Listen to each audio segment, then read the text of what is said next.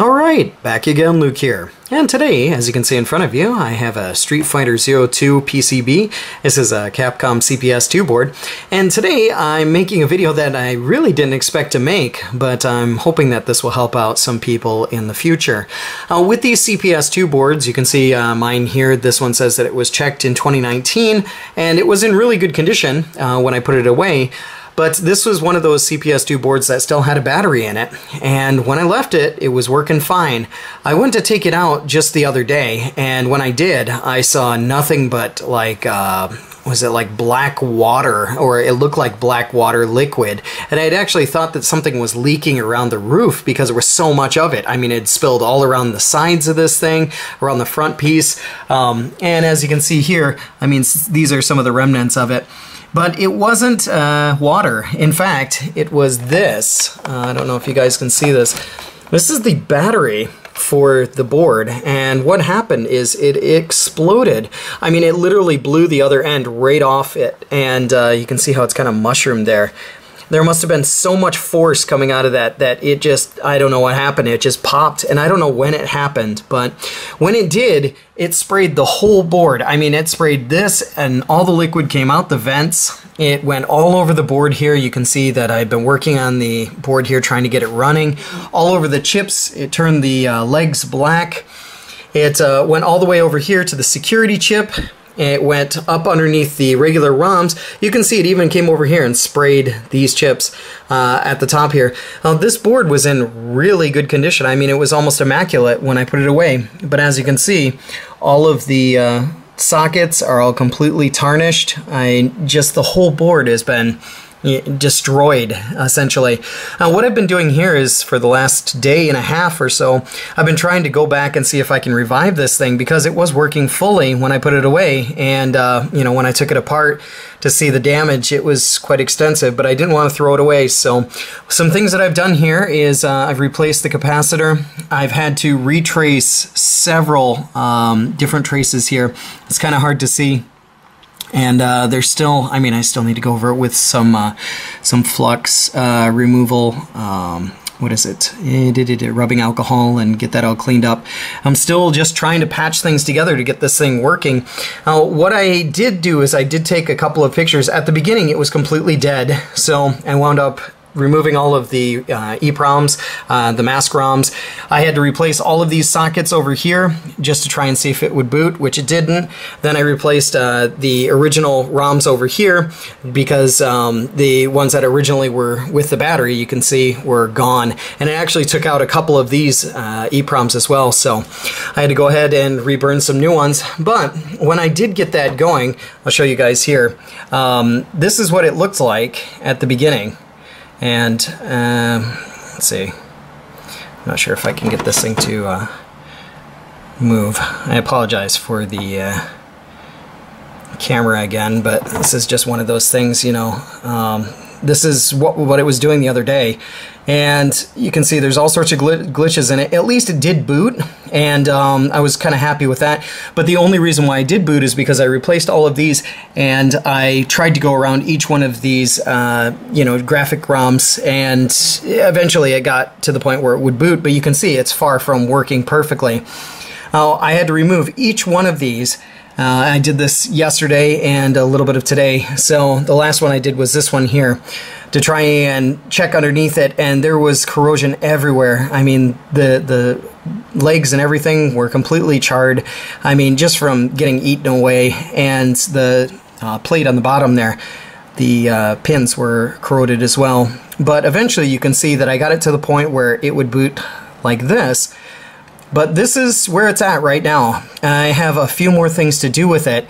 What I've been really working on here is these LS 245s to try and get these things put back down. There was a broken trace here, and underneath it I had to remove both of these chips in order to clean underneath it.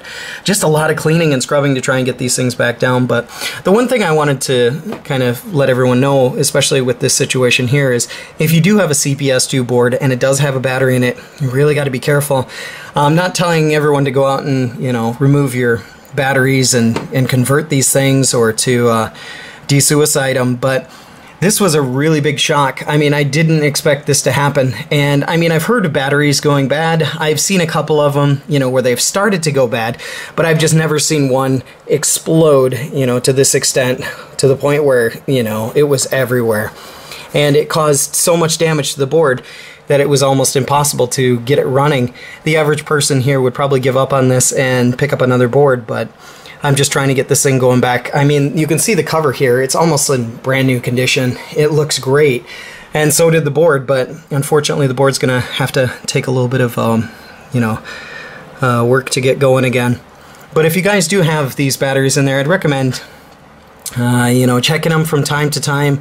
Also putting dates on it the last time you checked them. Keep them in cool environments where they're not like extreme heat or anything. And in worst case scenario, maybe getting you know, the de-suicide ROMs and removing the battery may be an option for some people.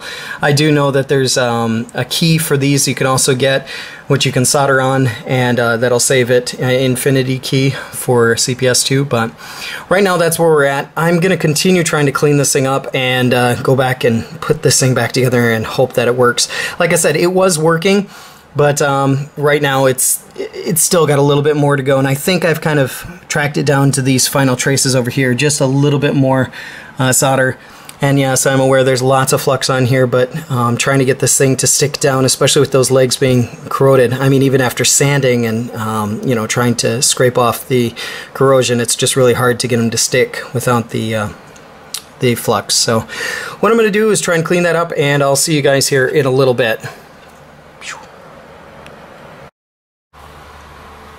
Alright, so we're back again here, and what I've done is I've gone over those pins on the other side there, and like I said, that there was this one that wasn't touching. I wrapped it around to the other side and wound up soldering it in.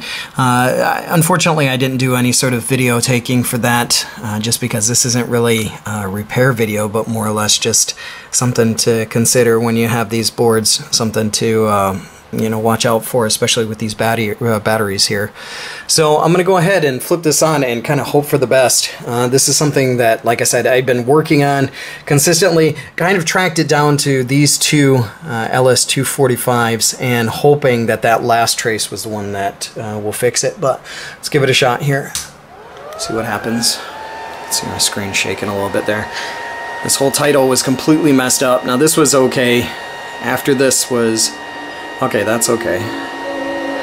But after this, it was the graphics that started getting a bit weird.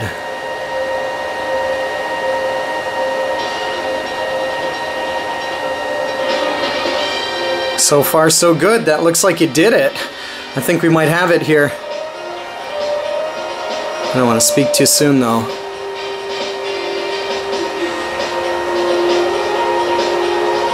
Yes, much, much better. Nice, no glitching.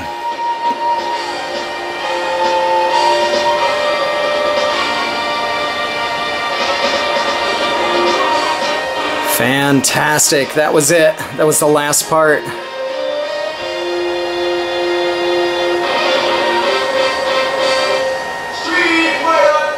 There we go. Okay, that's working fine now. Like I said, I apologize. I didn't go ahead and, you know, show the whole process of getting this working again. But I've spent the better part of, you know, all day yesterday and all day today, at least a good, you know, full day and a half trying to repair this, and this is pretty non-stop, just trying to get this thing to run again. And I was really skeptical about getting this thing running. Like I said, with the last part there, with the pictures that I had shown you, there were some graphic line glitches in it, and it came down to this LS245 having a broken trace right there on the end. So that is the main reason for that. A lot of the other graphics, main graphic problems were just, you know, caused by these three main chips here that I had to lift up and put back down, which was not fun. But once again, if you guys have CPS2 boards that have the batteries in them and they haven't been changed, or maybe they have been changed, or you have them stored somewhere in a hot environment, or maybe you just haven't turned it on in a while, take a look and see the way the boards look. And if you see any sort of black liquid I mean, it looks like literally dirt water on the board anywhere or kind of out of the side. It's a good idea just to strip the board down as quick as you can and remove those. But nonetheless, we've got another board here finally back in action, safe from the grave. I'm going to do a little bit more cleaning up before I slap this thing back together, but I'm glad to have this thing going again. I think I'm going to go and double check any of the other ones that I have with batteries in them and see if I can make sure that they're working smoothly, or at least replace the batteries. I don't know what I can do as far as maintenance goes, because this is a complete surprise. And I know I'm not the first person who's had this happen to them, but yeah, this is quite ridiculous here for these things to just up and explode.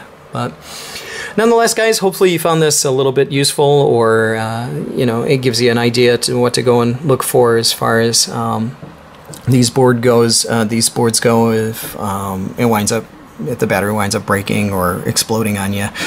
But some other things to take into consideration: I wound up replacing this capacitor here, and I had to go around these diodes just to try and get the legs back down, just because the corrosion was so bad I couldn't find any spot, any bare metal to solder to. So not fun at all, but that's about all for me for right now. Like always, I'll put up another video here soon, so thanks for watching. Let's make sure it's not a fluke here.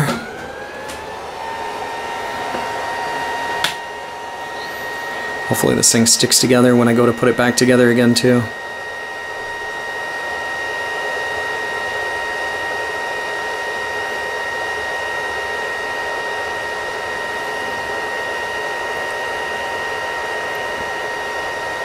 Yeah, the other thing I could notice is before there were lines here, there was lines going through the, you know, the Street Fighter logo. This was glitched out really badly. Some of the characters were missing, especially around this area here. Like this half of the screen was gone, so it's definitely back in action again. I'm almost afraid to pull it off because if I do, it might wind up snapping again, or worse, it may just not work at all. So, but yeah, looking good. So, yeah, take care, guys, and check out for those batteries in these CPS2 boards. Make sure that you get those things taken care of before they destroy these classic pieces of arcade history. But thanks again for watching, and I'll catch you here again soon.